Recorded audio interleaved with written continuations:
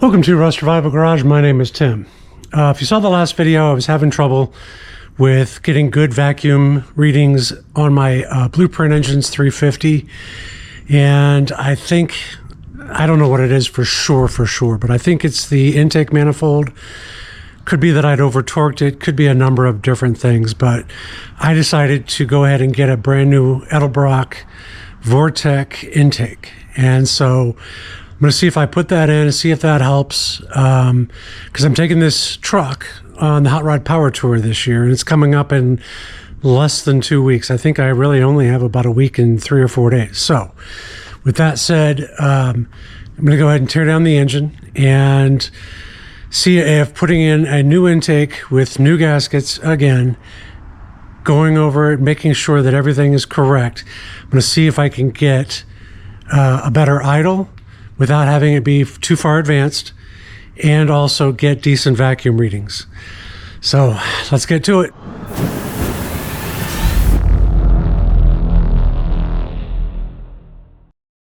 All right, let's get the engine broken down. First thing I want to do is take the negative off, because the last time I did this I didn't do it, and I popped the fuse for the fans. Now I've got to get some coolant out of it so that there's no coolant up here at the intake level. I don't want to spill it all over the place. Alright, got the coolant drained. And he's disconnected. Out of the way. Tack is off. And we'll get the distributor out.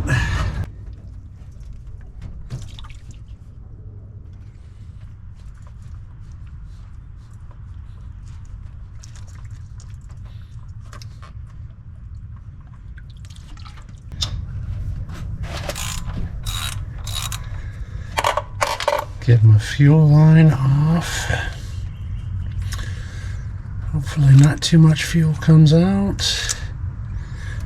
No, good. And my temperature sending unit for my gauge.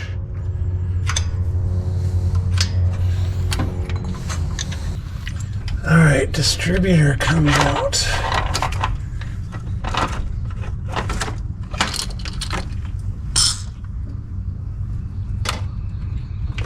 All right, now it's just my carb connections.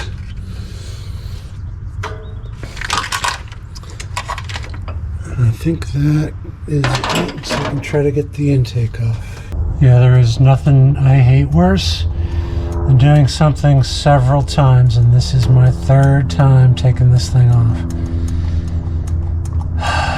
It should not be this hard. Oh, how does this come off again? Oop, it just slides off.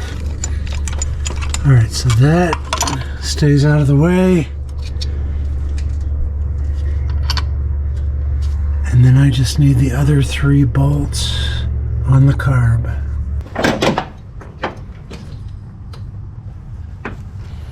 All right. One thing I wanted to see was how much of a square is the transfer slot at the bottom of the carb. I think I'd gotten it down to where it was perfectly square, so let's take a look. Where is the transfer slot? Huh.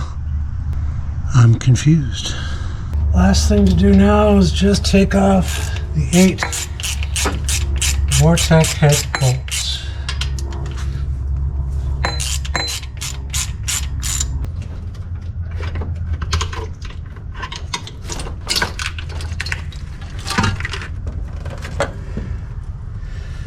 All right, that's out. Can we see anything from the gaskets?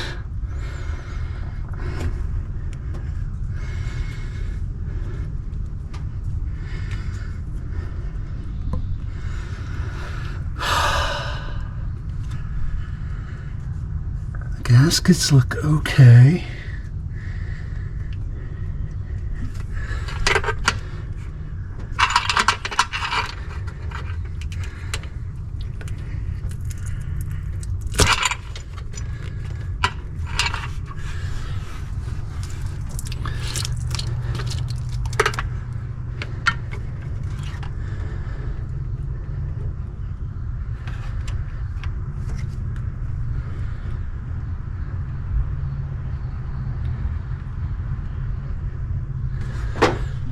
Nothing really on that one.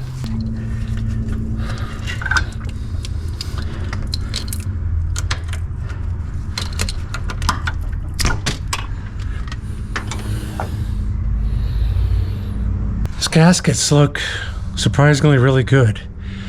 Now I am wondering if it isn't somehow, I mean, I'm doubting it's the heads. These are iron heads, but I'm wondering if it isn't that aluminum intake. All right, I got to get this all cleaned up.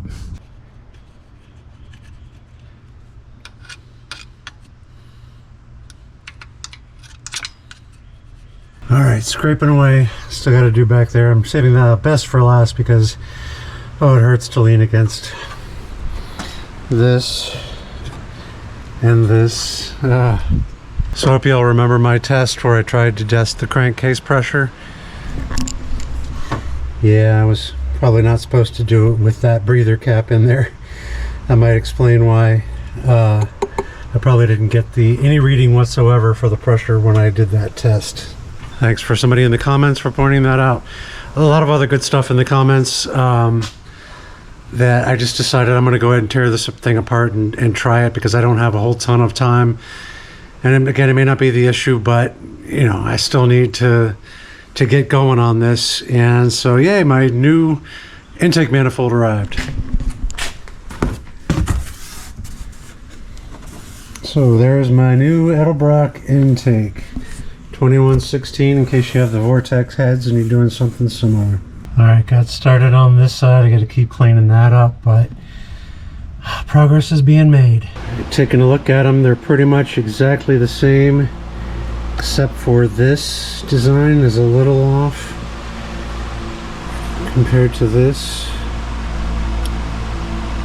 Hopefully it still works with me. But it comes with the new piece here for the vacuum and everything else. The holes and everything line up. I just realized I'm going to have to get another gasket for this too and transfer this over. And transfer this piece over. Alright, got her all cleaned up. Just for fun.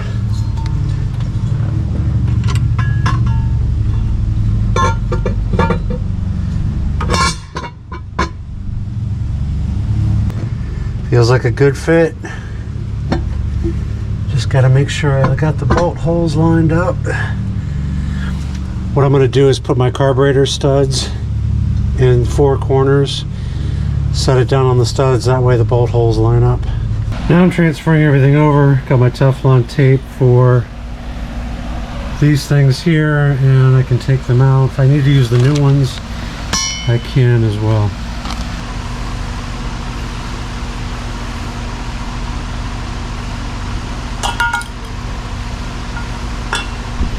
It's still pretty good. Actually, it looks like it's smashed. Huh. Alright, new thermostat to the list too.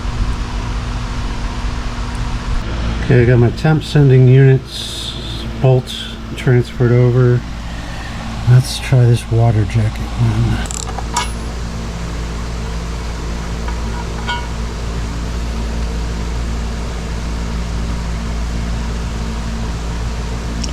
Looks like they use some kind of RTV on this one.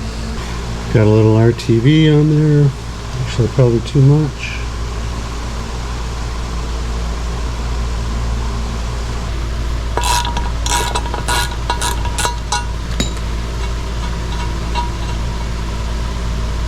That's not a little RTV too.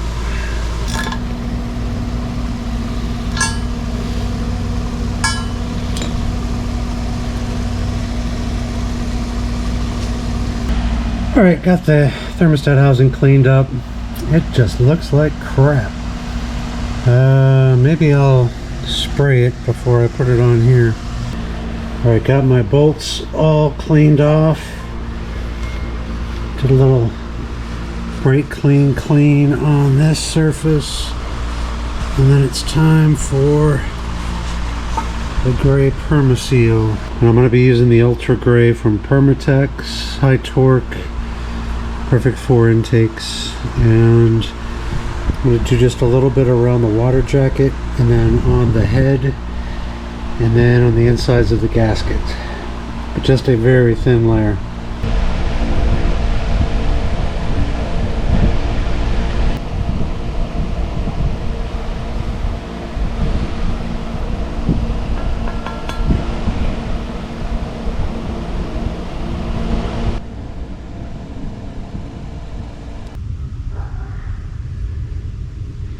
Now, a lot of people say you don't need it.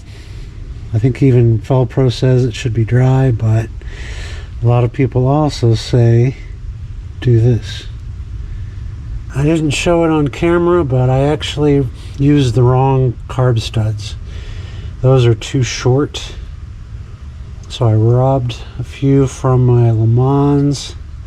Well, again, didn't show it on camera, but as I was taking it out, I actually dropped the stud down into the valley.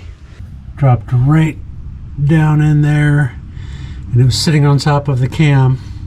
I got a magnet and pulled it out. But yeah, I definitely need the longer ones so that I have room to get them back out again.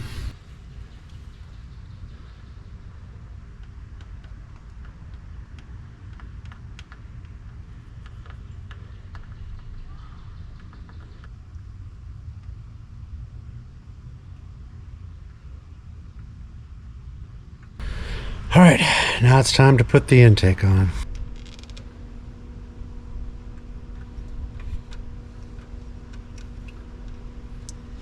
Cool thing is these Fel Pro gaskets have these little rubber nubs that fit into the holes that pretty much help make sure you've got it down in there where it should be.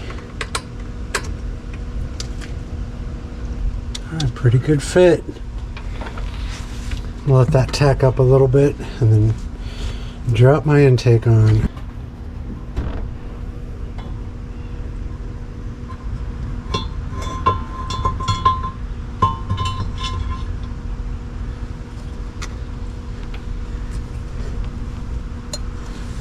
There we go.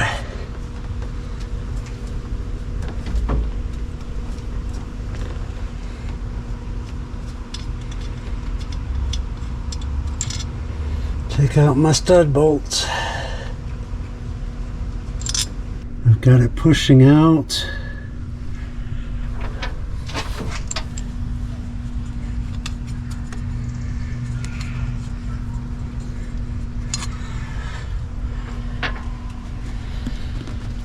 All right, she looks pretty.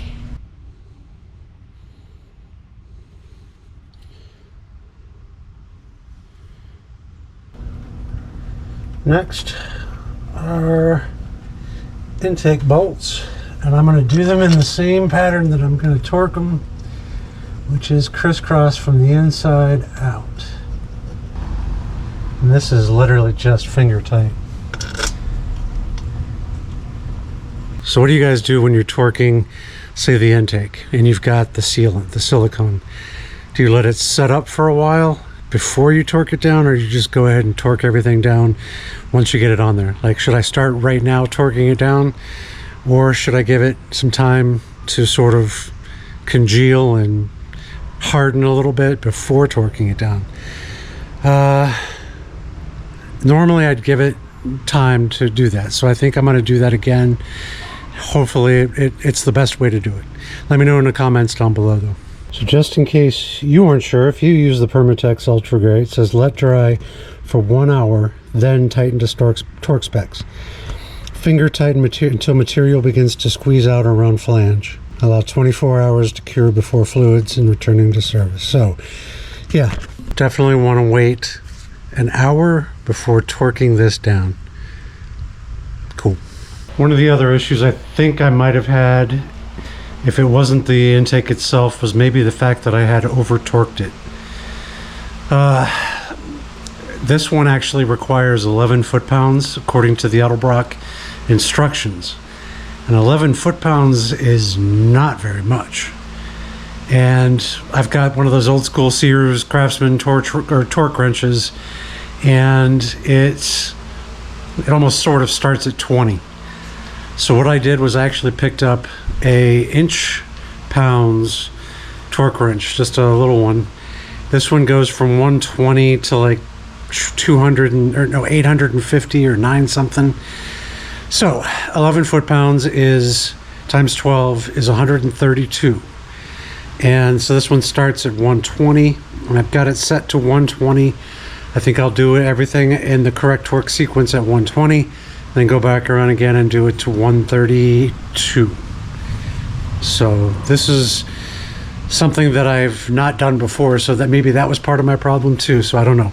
But I still have about 20 minutes before it's set for an hour, and I'll give this a try. All right, starting to lose the light.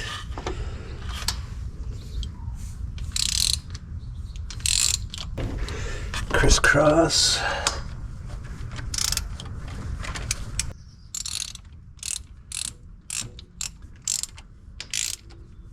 All right, that was 120. Now I'm doing it to 132.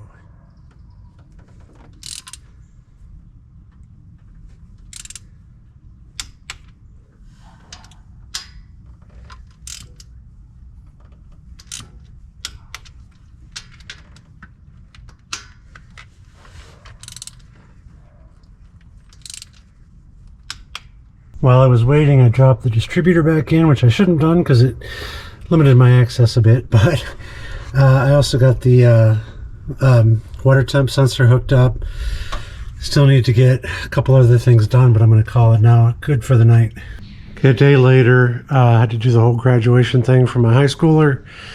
That's out of the way, but when I went to put the distributor back in, I sort of spun it way too much, so it's not lined up perfectly. So I think I've got it to around top dead center. Wanted to check it out, but I also kind of wanted to pull out the spark plug, just one random one, to sort of see what it looks like. And this is kind of what I'm dealing with. See if I can get it in better light. But doesn't look too bad. Not oil fouled too much. It's just a little dark with some carbon, I think. But it looks fairly good. Unless you guys know otherwise, let me know what you think. Okay, I think it's on top dead center. That's where my little yellow mark is, but that is not. I think it should be pointed towards 1, right? This way? Yeah, it's all messed up. Actually, that may not be it. It may be that it was a little closer to this way and needs to come around one more time. I'm going to see if I can put my thumb on here and test it.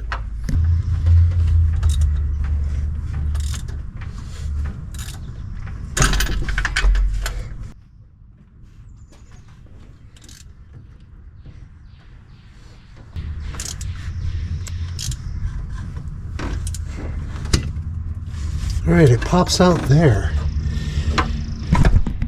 And that's at number 1, or at least pointing close to it. But I am nowhere near that timing mark.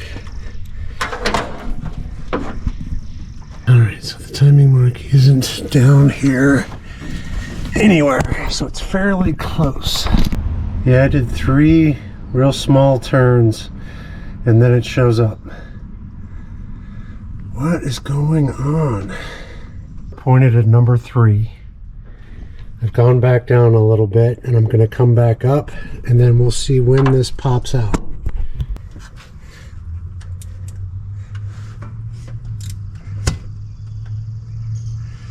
It's popping out right there.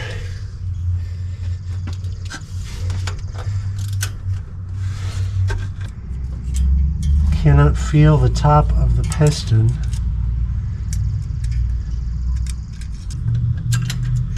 Does it pop out when it's starting to come up?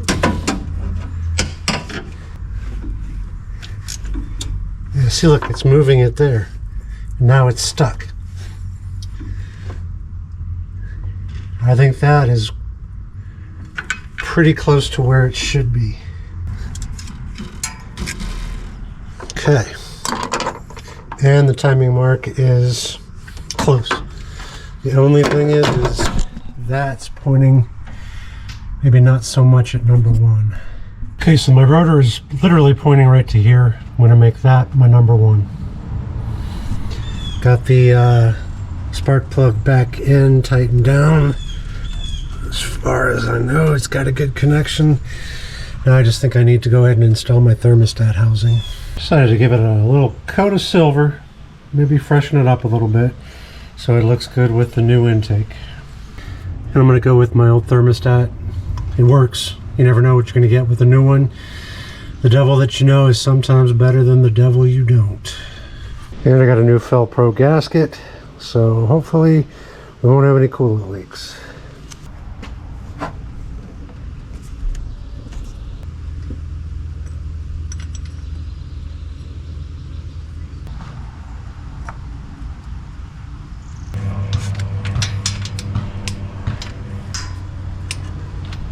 Okay. 1, 8, 4,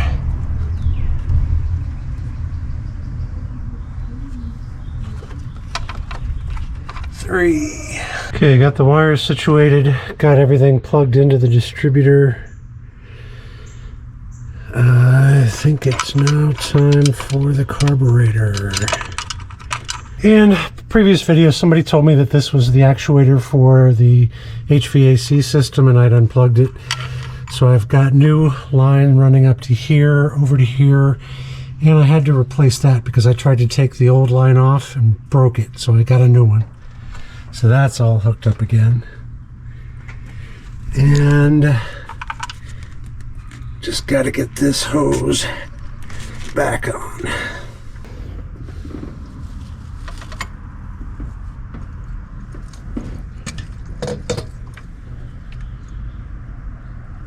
Would help if I put a gasket down, wouldn't it?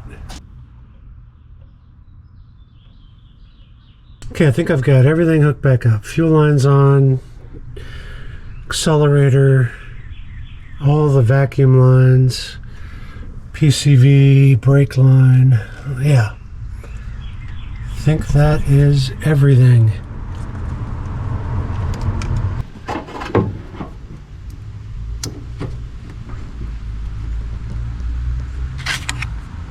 Time to start her up, see what happens. Hopefully I got everything right.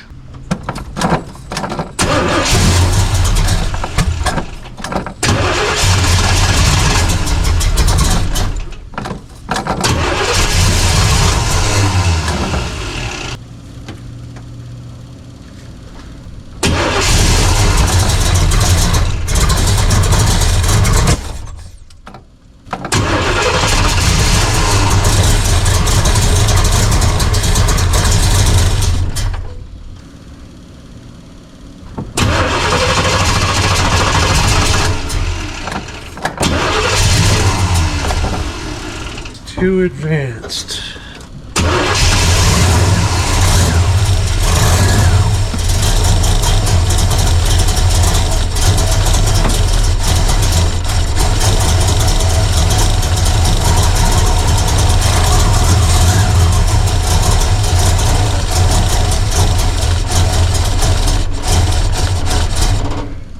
I've also got a lot of coolant coming out of there.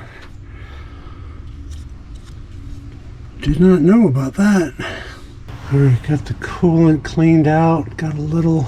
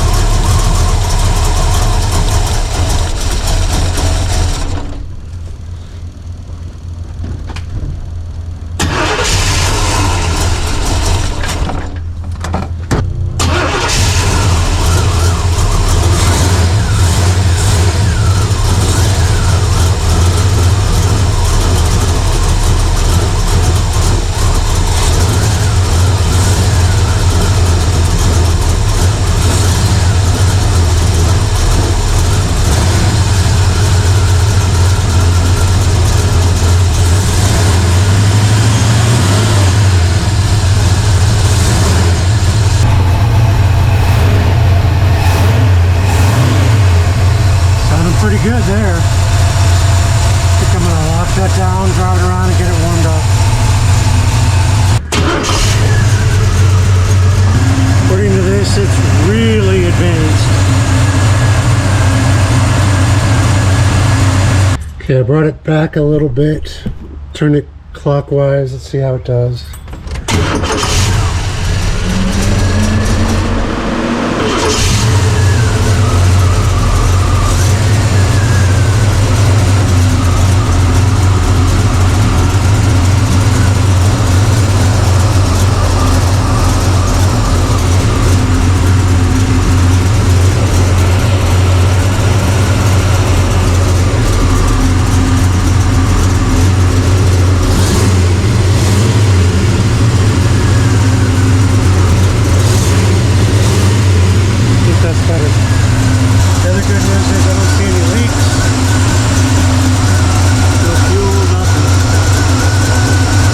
The other thing I had to consider was that I had this thing down to a half a turn on both sides.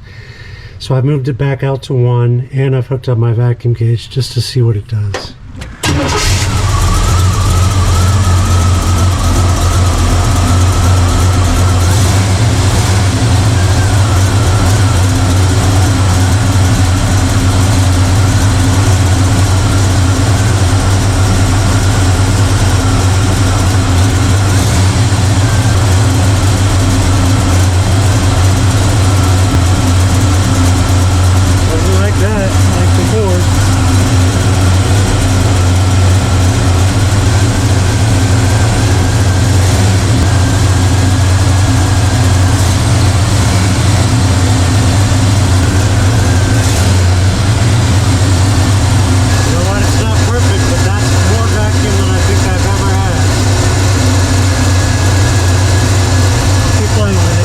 Alright, so I played around with the engine a little more without realizing that I forgot to put the extra coolant back in. So it was running a little hot. But I did run it for a while, and I actually got it up to about 15 on the vacuum reading. So it is doing better than it ever has. I think during the video I had it up to about 13, and now it's at 15. But this is also a pretty high horsepower engine. Compression's pretty good and all of that, so it could be that that's the best it's really going to do. But it's certainly way better than it was. It's running better than it was. It's idling higher. Before, I couldn't get it. When I had the advance too far, I'd back it off and it would idle under 500. And right now it's not shaking as much as it was. It is getting better vacuum, and it is running better. I'm still going to try it out some more. I mean, of course, I've still got 10 days before the power tour starts, so I'm going to run lots of test runs on this thing. And I did put the coolant in, so that's fine. So follow me if you can. Just subscribe to the channel, because, again, I'm going to be doing some more final things, more prep work, and taking it out on the Hot Rod Power Tour. So subscribe to that. Give me a like if you can on the video, if you got anything out of it, and leave a comment down below if you have any other suggestions on what else I might try. But again, like I said, it's doing better than it has, but I won't really know for sure until I've driven it around a lot more and I've started it cold and I've done all those things. So there may still be some tweaks that are needed. Leave me a comment down below. I'd appreciate it. Thank you very much for tuning in. We will catch you next time.